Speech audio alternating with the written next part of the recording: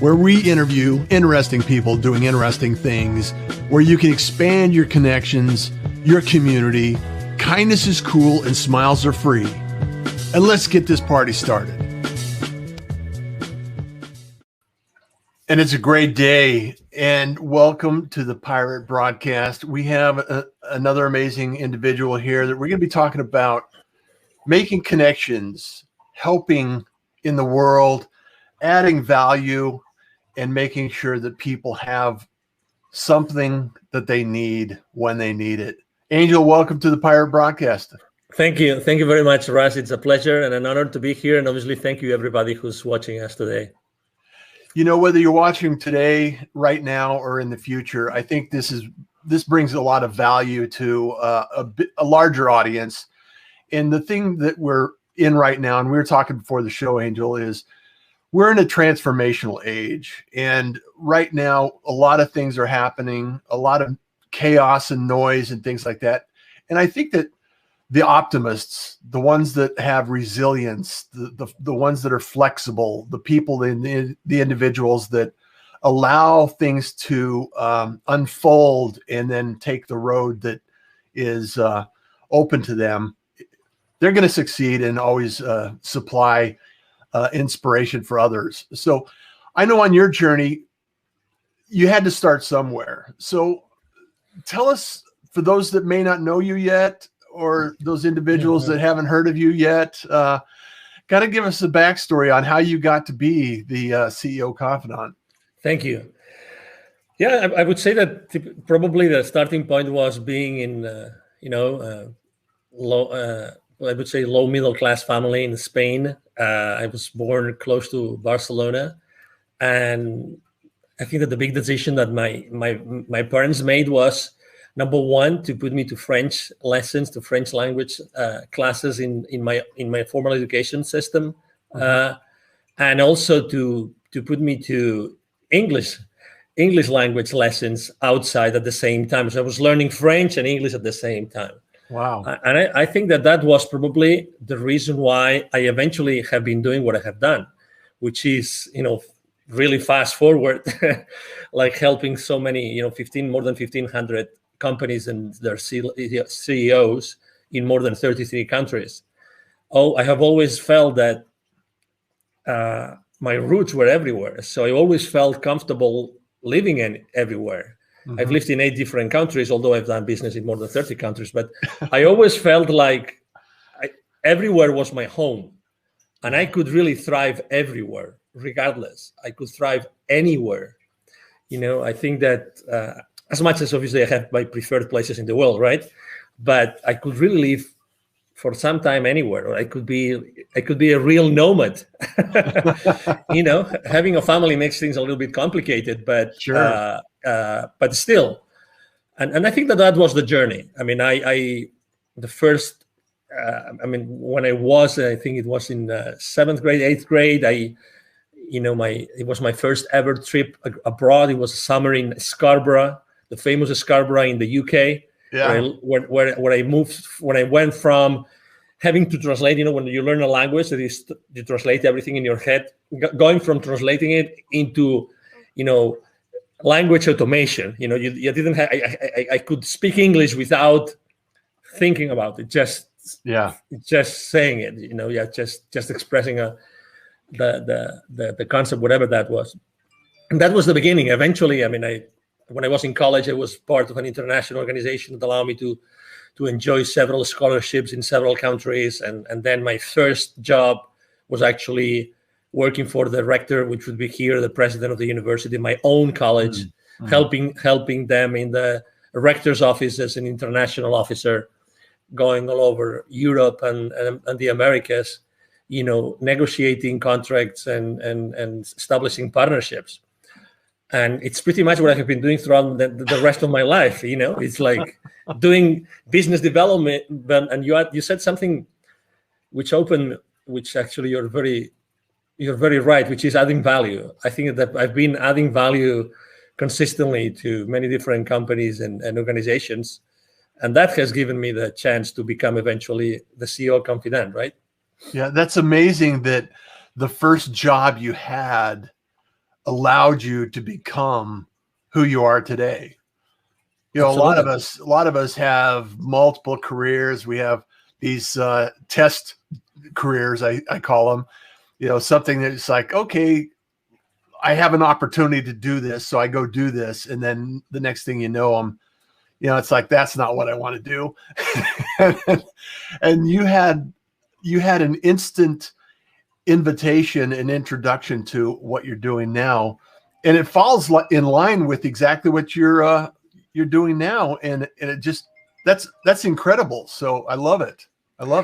And I would like to add something when you were explaining the moment in history that we are living right now, this transformational moment in history. Yeah. I would like to add an additional adjective to the ones that you mentioned, because I think it's very important. And we all have been the last 14 months kind of trying to figure out what's going on, right? What to do with our lives, blah, blah, blah. Creator. I think that right now it's the time of the creators. It's the time of the proactives. It's the time of those that want to take the lead in the world, and those that are willing to take the lead in the world, regardless of where they are today. I think it's going to be the ones that are going to be leading the world in the future. Yeah. There are so many opportunities out there. Like we were talking about before the show, is there's so many opportunities out there for business owners and, like you said, creators. My mantra is I wake up with gratitude, Angel. I create something every day. I work to help somebody every day. And then I just love the opportunity to inspire somebody every day. So, and that's what you're doing. You're inspiring CEOs and executives to think bigger, to think more impact. I mean, you help the top echelon of CEOs, and you're still also, for those that may not know this, is you're learn about entrepreneurship. So I want to make sure that when we talk about creative, about how you created that inspiration to those individuals in different communities that may not have the resources available to us in some, like Texas or Arizona. Exactly. Isn't it amazing? I mean, we didn't plan for it, but today it's the World Innovation Day, actually. So it is. How appropriate is that? Yeah, exactly. So, I mean, how else can we relate our conversation to innovation and creation and creativity, right? Uh-huh. So I moved. One of the countries I lived in when I moved from the UK to the Americas was Mexico. So I lived in Mexico for 10 years, and I was traveling all over the continent.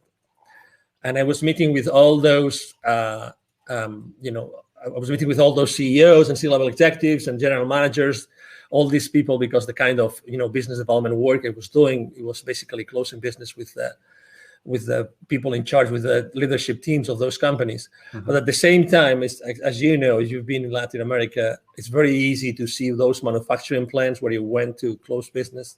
It's very easy to see those in the outskirts of the cities, in the rural areas, all these places. And in those places, obviously, there's always poverty, and there's always kids that are asking you to do something. I remember clearly, very often, if not all the time, outside those manufacturing plants, there would be those kids coming to me and say, "Hey, senor, I would like to clean your car. I would like to wash your car. I would like to wash your windscreen. I would like to sell a bottle of water to you, or I would like to sell some gums or some candies," whatever it was, the way that they were making their ends meet, right? So I was always, like, in a matter of minutes, I was seeing all those kids in need, and I was dealing with, and I was talking to very powerful in terms of economy, people, right? And so at some point in 2015, I had this epiphany. I had this experience in which it was very clear to me that I had to help. If it wasn't me, who would be more experience prone to do this? Who had this experience of reaching out to the most powerful people in those companies, and at the same time acknowledging those kids in need? So it was and I reached out to a business partner and friend of mine, and then we brought his father in, and we started what today is Wisdom for Kids, and it's basically it's an international, charity, international non-profit organization. And what we do is we help underprivileged kids in Latin America become entrepreneurs using their local resources.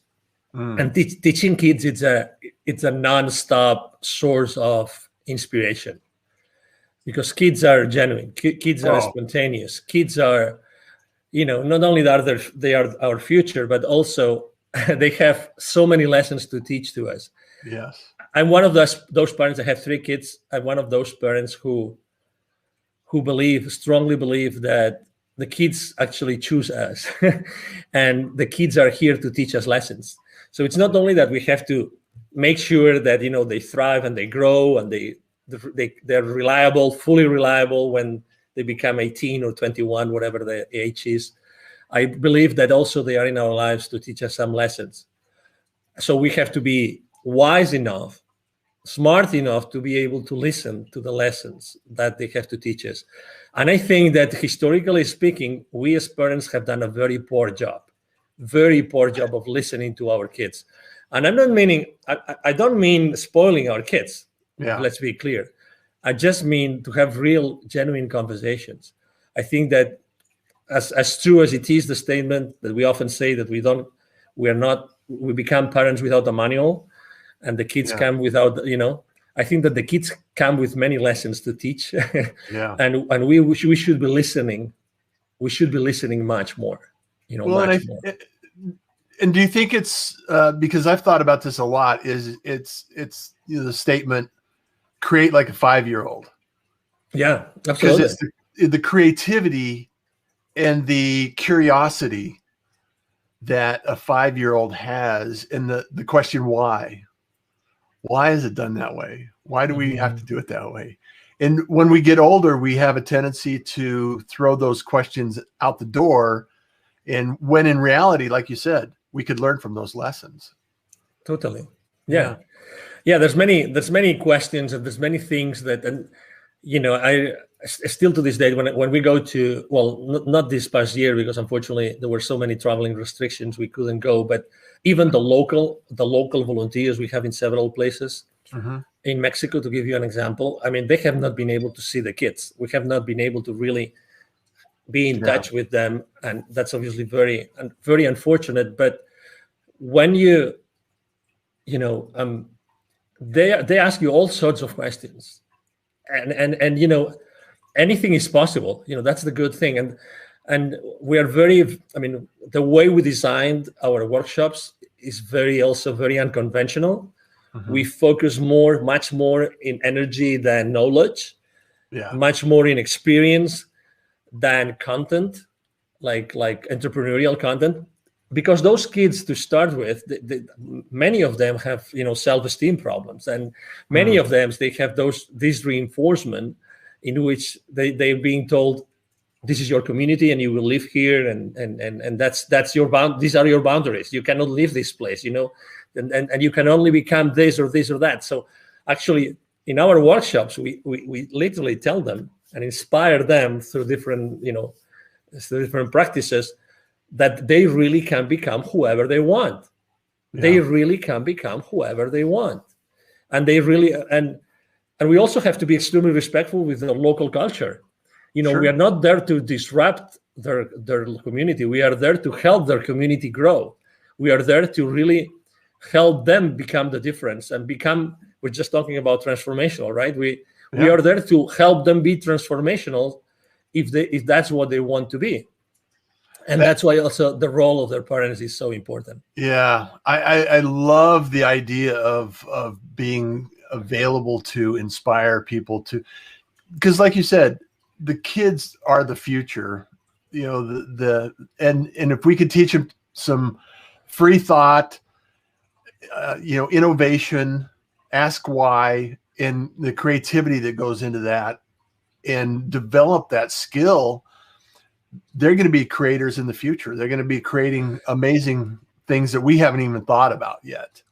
And with as many management consultants, as many theories, as many ways to help companies increase the engagement of the employees, and have the employees accountable, keep them accountable to the share, to the creation of shareholder value.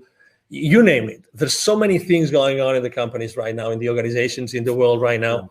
Why nobody has ever thought of consistently once a month bring all the kids of the employees, all the kids once a month, and have an amazing brainstorming session with those kids and just listen to them, honestly, and just listen to them.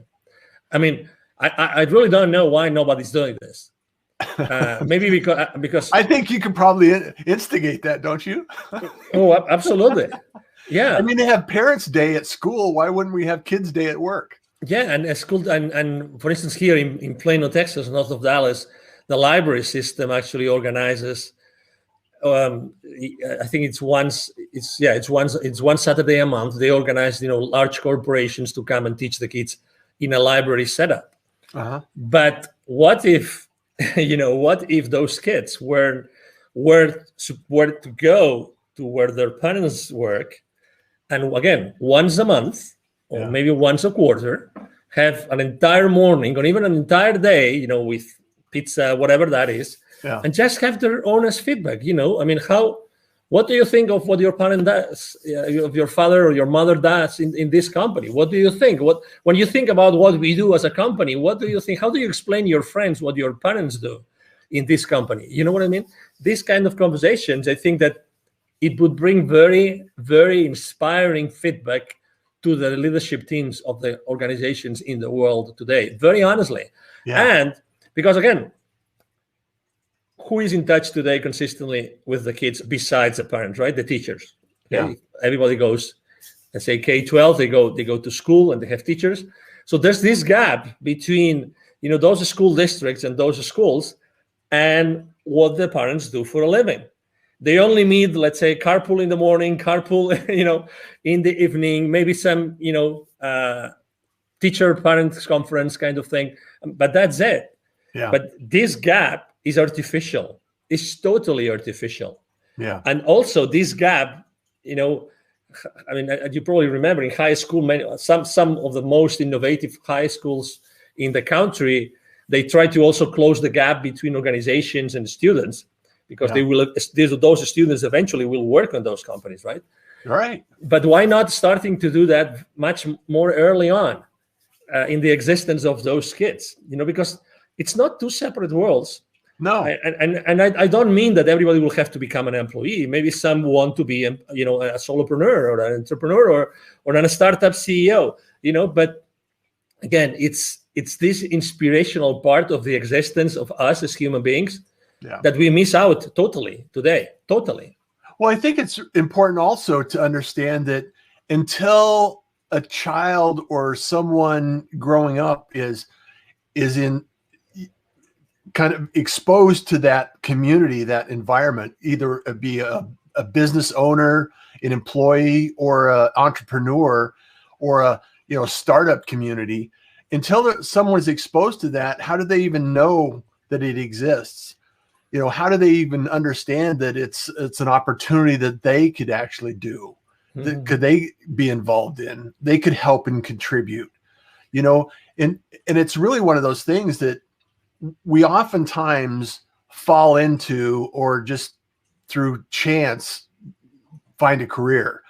And a lot of people, some of the children or some of the kids are growing up through high school and in college, they know exactly what they want to do. I'm going to be this, I'm going to do this, I'm going to be there. And it's very rare that takes place in my experience. And it happens through a number of different jobs. You have your startup jobs, you have your kind of exposure to employees, and you understand that, okay, I'm either going to take an employee role, or I'm going to take an entrepreneur role, or I'm going to do something. And if we could expose kids to that environment early on, imagine the power that they could have growing up and knowing that information in advance, so they could choose what they do with their life. Mm-hmm. Yeah, absolutely. And also, there's also some experiences of trying to bring parents to schools and teach them or share with the kids, but still, this gap, I think that it should be closed for the good of the society in general. And Yeah. we're talking about, the future, and we're talking about we being transformational leaders today and what transformation means, right? So I think that's one of the things that we have to really thoroughly think about. That there are those gaps in the development of our world, in the development of our society, and those gaps can easily be closed with just the intention. Yeah. Just the intention of wanting to do it. And we really don't have the intention. And again, every school system, every state has their own rules, blah, blah, blah. But still, what's the most important thing here? The most important thing here is to make progress as a civilization, to make progress. Everybody wants to have their communities thrive, and everybody wants to have safe communities. And so maybe ultimately we all want the same thing, right? Yeah, we all want, and we all help each other. When someone is in need in the community, we all help each other. We all try to do as much as we can. So that's why I think that the responses are not like outside of us, but the responses of many of those questions, Russ, are inside of us. Yeah. I mean, eventually, I remember, let me tell you, the winter storm that we had here in Texas in February, right? Yeah. So, which was insane. It was crazy. Yes. Was it like -5? And I remember sleeping in our master bedroom at 35 degrees that night. Oh. Because there was no power. And we live in a nice neighborhood, so I cannot believe what has happened in other neighborhoods. Yeah. But so many neighbors like coming together and trying to help each other and do this and do that. That week was difficult, was really scary, but at the same time, there was so much good coming out of the communities and helping each other and bringing food and bringing water and sharing what we had with others, and so many things. There were so many gestures. And again, trying to divide us is the wrong path to go, because as humans, that's not what we want to do. As humans, we all want to really help each other. That's who we are. And nobody can change this. We really want to help each other, and we understand each other. Mm-hmm. And again, going back to the kids, that's why being or having a nonprofit working for kids is so important, is that we go back to the kids again. The kids have the kids have the answer. The kids are the answer to so many things in this world, and the future is being built by them. And again, we should pay much more attention to what the kids represent in our world, and really have them more present in the decisions that we make every single day. Well, the seed has been planted on World Innovation Day. So I want to give a shout out to some of the people that joined us here, Angel. Angie, good morning, everyone. Pirate. Kate O'Hare's here this morning. Good morning, Russ. Hi, Jeffrey Kate. Berger says, good morning, Pirates, from Western New York, where it's snowing. It's still snowing in Western New York. Look at that. Glad to join you this morning. It's cold in Texas, too. Yeah. It's cold in Texas today, too. I don't know about Arizona, but here in Dallas, it's cold today. Oh, man. Jeffrey, snow in Michigan, left Florida last week. So agree with you, Angel. Game changers, change before change is required. We need to be creators to make a difference. Love your nuggets. Thank you so much, Jeffrey, for being here. Kate O'Hare, I'm in Cape Coral, Florida, taking care of my mom's estate. Get back to Florida. Thanks, it's high. Sheila Chamberlain joining us in. Hello. Hello. Kate says, I agree with Angel. It's our creator. It could be that we have the pandemic to remind us to come back to our roots. Mm-hmm. Absolutely. Go ahead. No. I was just gonna say. I love to interact with the audience, but oh my God. Let's say. I don't know if you have kids, Russ, but probably a lot of people have kids. So if you have a kid who is a rebel, right? If you have a kid, every single kid is different. I have three children. Every single one of them is different, right? So what do we do? Do we kick them out? What do we really do? Yeah. Is there anything that we don't do for our kids? Is there anything that we don't consider? Is there any option that in order to help our kids we don't consider? Of course not, because they are blood of our blood. Yeah. They're ourselves, right? So it's the same with the rest of the world. I really believe that it makes no difference to deal with our kids or someone else's kids or anybody else that we work with and that we interact with. There's really no big difference. Yeah.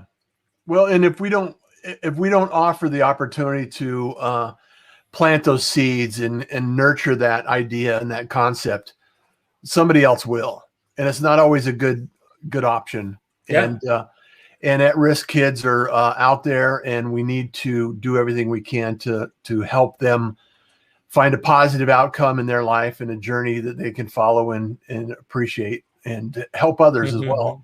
And I think planting that seed is really so. I love the idea. I love the idea of bringing in there and influencing individuals that are growing up. And so in your CEO community, how would you go about thinking of this kind of concept and planting that seed? Yeah, that's a great question. And sometimes people ask me, what kind of clients do you work with? I mean, is there a particular industry, is there a particular vertical? I always say the same thing. I work with, with business leaders who really want to change, who really want to leave a legacy, and who really want to make the world a better place. Okay. So it's in alignment with the idea that we just talked about. Exactly. Yeah. So I don't want to attract people that I don't resonate with. Yeah. So that's why I've worked with, so many different, markets and verticals and industries and countries. And I think that when you travel consistently internationally, you realize that, your very tight ideas, like small ideas, they become obsolete immediately because you realize that you have to open to possibilities continuously, and you have to be flexible enough to adapt to ways of thinking and of behaving that you never saw before, right? And they're not good or bad; they're just part of their local culture, and you have to consistently adapt to that, right? So I think that's why when I was thinking of my brand 5-6 years ago, I put Confidant, because when you become trustworthy with the, to someone with their business, eventually, if they perceive the value, you eventually have many other conversations that go beyond the business themselves. I know that obviously the main purpose of a business is to generate shareholder value. Right. It's very clear that that's the case, to create shareholder value for this, for the shareholders, for the people that put the risk and put the money to start with, and they keep on doing it every single day. But there's still a higher purpose. There's still a higher purpose. And I believe that companies really, if they want to, they can really work with these principles, and they can really incorporate more of those principles as an organization, not only with the business leaders. Yeah. I truly believe that it's an amazing opportunity for us to make changes, drastic changes. And a lot of people through the last 14 months, like you mentioned, have kind of set back, identified some of the things that they may not need to do on the future. Business is going to change, lives are going to change. And for you and I in conversation, sometimes this is a better outcome than we could ever imagine. And because a lot of times trauma is what makes the change. It causes and forces us to think about things that we hadn't thought of before. So I really want to thank you, Angel, for being here, sharing these ideas. I think we could go on for a few hours and talk about these ideas. You bet. Because there's so many people that need your help and need your service and need your support. And if you're not connected with Angel, reach out, tell him you're a pirate. Make sure that the connection and the conversations take place. Where do you like people to reach out to you, Angel? Thank you. Yes, it's my email address. It's my direct email address. Either my team or myself respond to all the messages. It's very easy. It's Angel, ANGEL, at angelrebo.com. Rebo is my last name. It's spelled like R-I-B as in boy O. Angel at angelrebo.com. I'm very active online on all social media platforms. I'm on LinkedIn all the time, posting every single day. So it will be a pleasure to be in touch with you. And Jeffrey says, yes. We need to get out of the old school model, go to school, get an education, find a nice, safe job. No such thing. All options should be taught early on for the kids to really decide where and what they want to do. So good, Russ. Great talk this morning, guys. Angel, it's a pleasure. Thank you. Thank you for being a pirate, for being here. I am a pirate moving forward. I love this. And as always, everyone, make those connections, start those conversations. We're so close that we can't even sometimes see the differences. And through those conversations, we always know that kindness is cool. And smiles are free. So thank you, Angel. Thank you. Don't go away. We'll be right back. Bye. Thank you for joining the Pirate Broadcast. If you found this content valuable, please like, comment, and share it across your social media channels. I would love the opportunity to help others grow in their business. The Pirate Syndicate is a platform where you show up, we produce the show. It's that easy. If you want to be seen, be heard, and be talked about,